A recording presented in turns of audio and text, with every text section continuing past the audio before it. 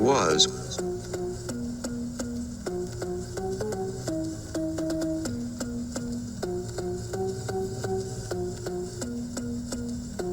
gaining.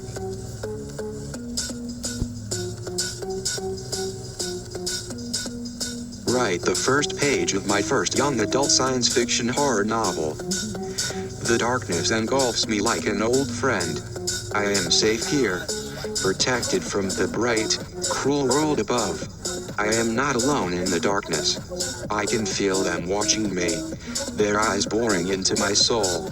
I can smell their rotting flesh, feel their cold breath on my skin. But I am not afraid. I welcome their company. I have been living in the sewers for weeks. Ever since the outbreak. The city is overrun with them now. The undead. I don't know how it started, but I know it's the end. The end of humanity. The end of the world. I am not alone in the sewers. There are others like me. Survivors. We stick to the shadows, moving only at night. Scavenging for food and supplies. We avoid the undead at all costs. We know that if they catch us, we're as good as dead. We are the last of humanity. The last hope for the world. And we will not go down without a fight. The sound of my mother screaming still echoes in my head. I can still see her face contorted in anguish, her hands clutched at her stomach. I can still see the blood seeping through her fingers, staining her shirt red. I can still see the creature inside her, its long, thin fingers wrapped around her intestines, its teeth tearing into her flesh. I can still see her dying. I can still see the look of terror in her eyes before she finally succumbed to the pain. I can still see the creature slithering out of her corpse, its black eyes glaring at me. I can still see its long, forked tongue tasting the air. I can still see it smiling at me, its rows of razor-sharp teeth glinting in the light. I can still see it coming for me. I can still see its slimy body slithering across the floor towards me. I can still see its hideous face contorted in a grin. I can still see its teeth dripping with my mother's blood. The sun had long since set, and the only light came from the moon and the stars. The group had been walking for hours, and they were all exhausted. They had been following the river, and it had led them to a small waterfall. It was beautiful, but it was also deadly. The ground was slippery, and the river was fast. They had to be careful. Someone slipped. They screamed as they fell into the river. The current was strong, and it pulled them under. They struggled to swim to the surface, but the weight of their clothes was dragging them down. The others watched in horror as their friend was pulled away by the river. There was nothing they could do. They were all alone now. They didn't know what to do. They were scared. They wanted to go home. I found myself in an abandoned warehouse on the outskirts of town, surrounded by industrial buildings and factories. The whole area was eerily quiet, and the only sound was the soft rustle of the wind. I shivered, despite the warm night air, and pulled my jacket closer around me. I had a bad feeling about this, and I was debating turning around and leaving when I heard a voice behind me. "You're late." I turned to see a figure shrouded in darkness, standing in the doorway of the warehouse. I couldn't see their face, but I could feel their eyes boring into me. "Who are you?" I asked, my voice trembling. "You can call me the Master," the figure replied. "And you, my dear, are the latest addition to my collection." Before I could react, the Master was upon me, their hands closing around my throat. I struggled, but it was no use. I was paralyzed by fear, and my vision started to fade as I felt myself being pulled into the darkness. The fear was palpable. It coursed through my veins and electrified my every nerve. I could feel the eyes of the beast upon me, stalking me, lurking in the shadows. My heart raced as I frantically tried to remember the incantation that would banish it back to the netherworld.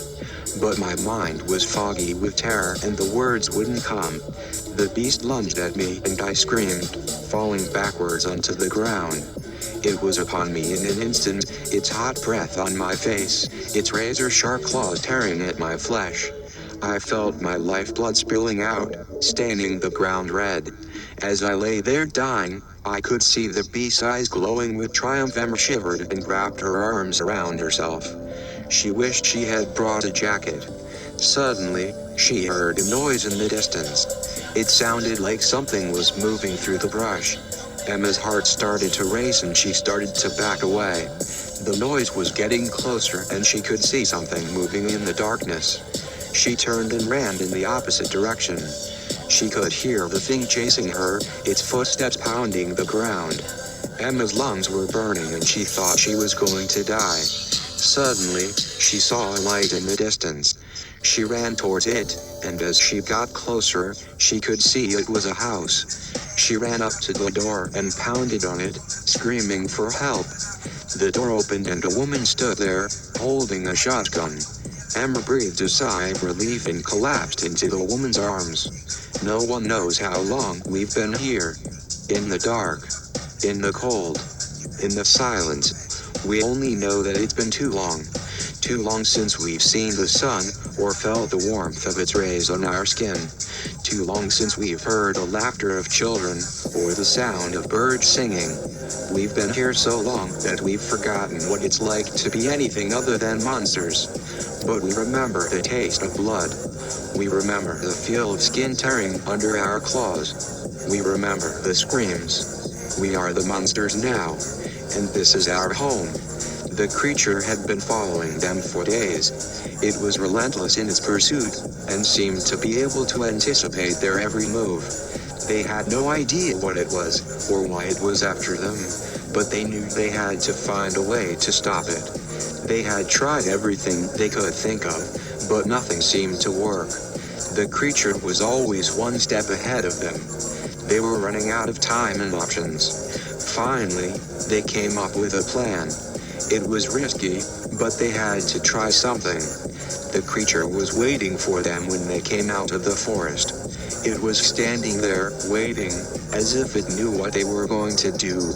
They stopped and looked at it. There was something almost human about its eyes. But then it lunged at them, and they knew there was nothing human about it at all. They ran.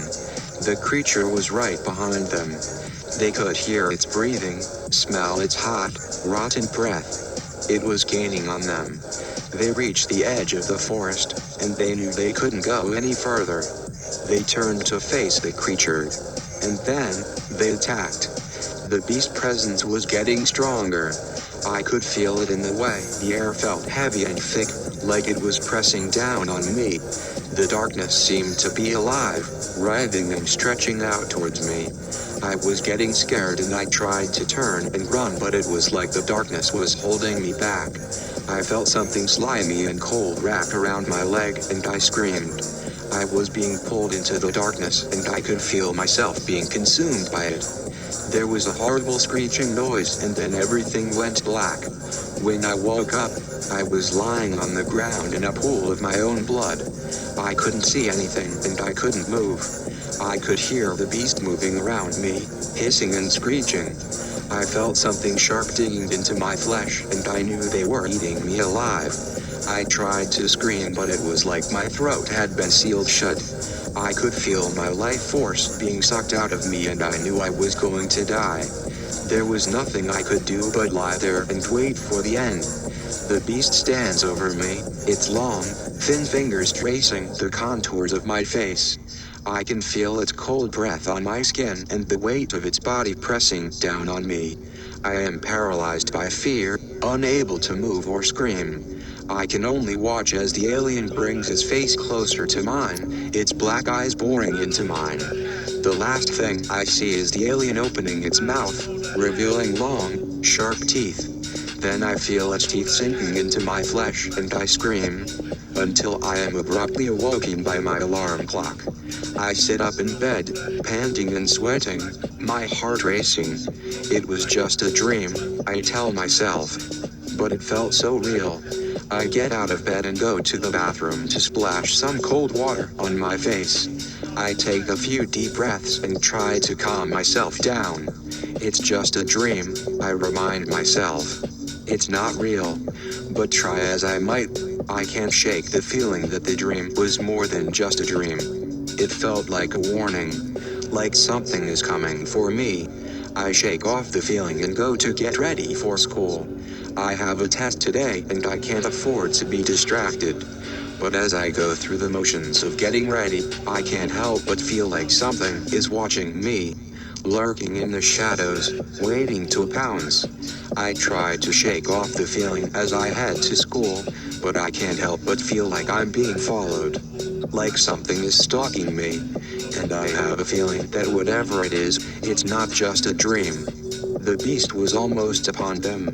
Eli and his friends had nowhere to go. They were trapped. Eli's heart was pounding in his chest. He knew that he was about to die. There was no way out of this. He was going to be torn apart and eaten by the undead entity. He closed his eyes and said a prayer. And then he heard the most beautiful sound in the world. The sound of gunfire. Eli opened his eyes to see the herd of corpses falling to the ground, their heads exploding. His friends were cheering, and Eli realized that they had been saved. The cavalry had arrived just in time. Still, I felt the beast was getting closer and closer. It was only a matter of time before it caught up to them. The group was running out of options. They had tried everything they could think of, but nothing had worked. It was only a matter of time before the beast caught them. They all knew it, but they refused to give up. There was a sudden burst of energy from the group as they all ran in different directions. The beast was momentarily confused, but it quickly caught on. It was only a matter of time before it caught one of them. The group was getting tired. They had been running for hours and they were getting weak. The darkness seemed to be moving closer. I could feel it pressing in on me from all sides. I felt like I couldn't breathe. I tried to take a step forward, but my foot caught on something and I stumbled. I felt something brush against my leg and I screamed. I tried to run, but it was like the darkness was holding me back. I could feel it wrapping around me, suffocating me. I could feel it pulling me down into the darkness. I tried to fight, but it was too strong. I could feel myself being pulled down into the darkness, and then everything went black. Take back their planet. They were going to make the creatures of the night pay for what they had done. Asterisk, asterisk, asterisk. The captive remained there the whole night, and during the next day, the sun creeped up in an orange and purple sky. The captive would look up at the sky and wish that he were free. His food was a slice of bread and water given to him every time the sun set. After he was given his bread and water, the man would go and sit in the same place by the bars. He would look out of the cell door at the other cells. Every night he would wrestle with his chains, pulling them as hard as he could, trying to snap them. He was trying to feel forgiveness, but he couldn't. It was consuming him, making sure that he stayed there to rot, punished for his crimes. On the fourth night, a group of people walked into the room. The man thought that he had been caught and was going to be killed. Accounts said that the people that had spoken with the Grand Duke would be killed as soon as he was gone. One of the girls was the one whom he helped. The other was a young man who was also there to help. The man was pleased that he had been able to save them. The two were surprised to see him. "You're the one that helped me before," the girl said. "I saw what you did for me, and I wanted to help you," the man said. "We don't have time for this," the young man said. "We need to free him so we can leave." The girl hurried to the cell door and tried to open it, but it wouldn't budge. She looked through the keys and tried them one by one, but none of them fit. "The key must be elsewhere," she said. "Hurry," the man said. "Someone's coming." They all turned around to see the door opening. A man with a torch walked in. He looked at all of them. "What are you doing here?" he asked. "We came to save him," the girl said. "You're going to die for this," the man said. He lunged for the girl, but the man in the cell caught him. The man hit him over the head with the chains and he fell to the ground. "We need to leave," the girl said. She found a key and tried to unlock the cell, but it still wouldn't open. She tried all of the keys, but nothing worked. The man in the cell looked at her. "There's only one way out of here," he said. He stepped back and rammed into the door. The door swung open and they all walked out. The girl relocked the door and put the key back. They all ran down the hall and up the stairs. "Which way?" the girl asked. "This way," the man said. He led them out of the dungeon and into the hallways. He knew his way around the castle and he led them to the back entrance. They all ran out of the castle and into the forest. They all stopped to catch their breath. The girl looked at the man. "Thank you," she said. "You're welcome," the man said. "What's your name?" the girl asked. "Alexander," the man said. "What's yours?" "Lena," the girl said. "And I'm Sergey," the boy said. "We need to find a place to rest." "This way," Alexander said. He led them through the forest to a small cabin. He opened the door and they all walked in. He lit a fire in the fireplace and they all sat down. "This is my cabin," he said. "You can stay here for the night." "Thank you," Lena said. "We need to find a way to stop the Duke," Sergey said. "I know," Alexander said. "But how?" Lena asked. "I'm not sure," Alexander said. "But we need to find a way." "We will," Sergey said. "We have to." The unthinkable